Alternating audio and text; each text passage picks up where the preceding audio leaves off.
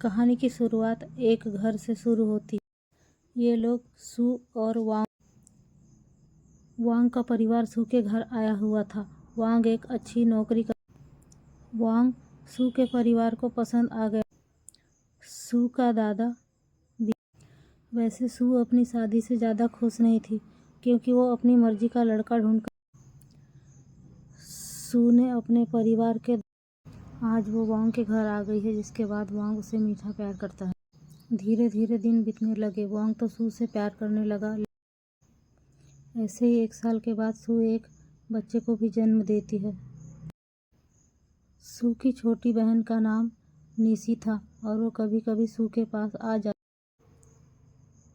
वो सू से पूछती है कि मैं बहुत हैरान हूँ, लेकिन तुम उसके साथ कैसे रह रही हो। सू उसे बताती कि जिस दिन मेरी वांग से शादी हुई थी, मुझे वांग से प्यार नहीं है।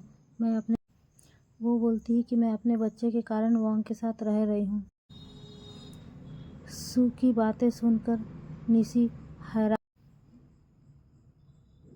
कुछ दिन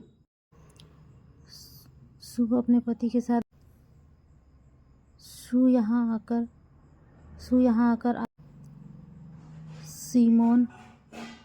सीमोन वो उसके करीब आ जाती है। सीमोन उसे नाम बताकर कहता है कि मैं तुम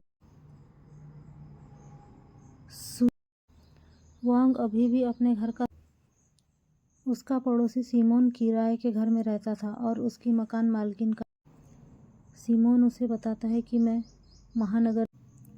रोमा सू को बताती है कि मैं विधवा हूँ। सू दोनों की बातें ध्यान से सुन रही थी।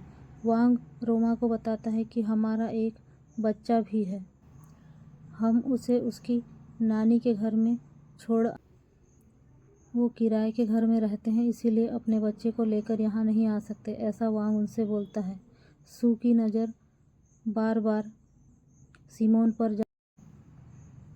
इसके बाद सू और वांग अपने घर आ जाते हैं और वे दोनों प्यार कर। अगली सुबह लेकिन सू की नज़र बार बार सीमोन के घर पर जा रही थी। बाहर दिखाई देता है, सीमोन उसे देखकर हेलो कहता है।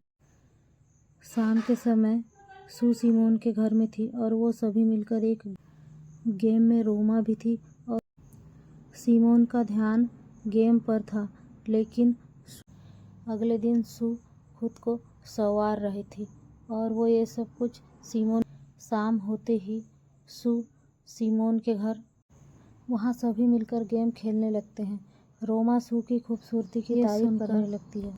यह सुनकर सू शर्मा जाती है और वो बार बार इसी बीच वांग फिर से सू को बुलाता है, जिसके बाद सू घर आकर सू वांग पर गुस्सा करती है क्योंकि उसे उसका तरीका। वांग सू के साथ में घर आकर उसे वो लड़कियों से प्यार का नाटक करता है और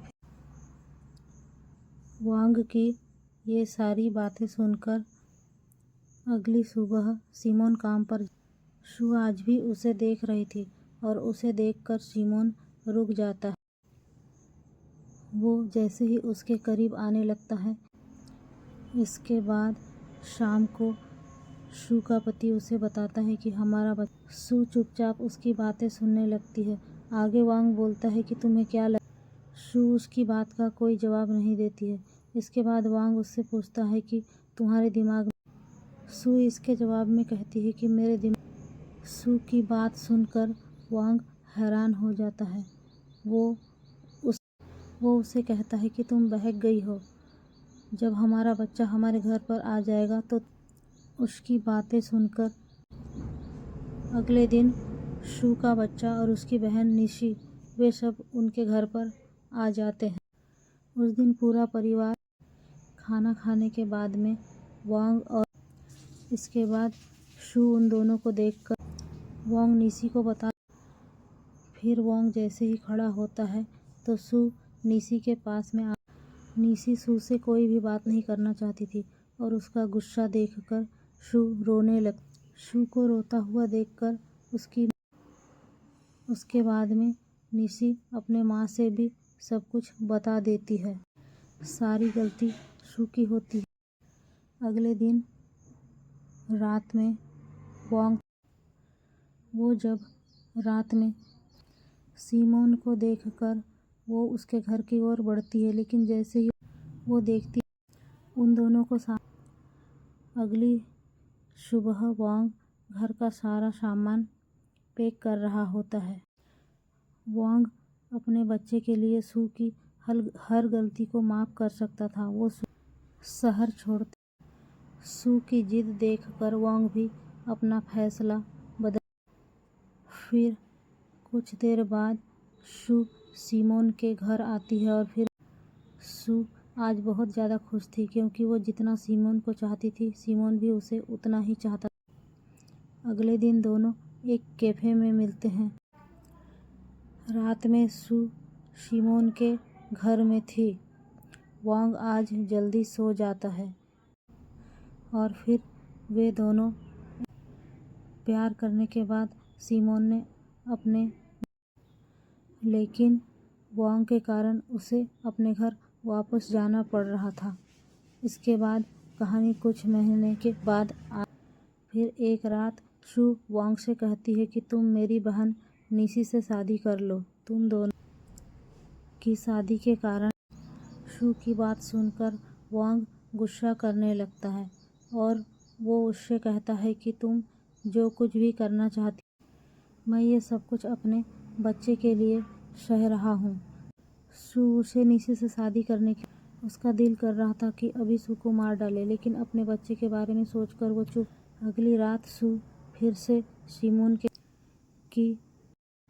सिमोन उसकी बात पर कुछ नहीं कहता और वो शू को पैसे नहीं चाहिए थे, उसे तो सिमोन चाहिए था।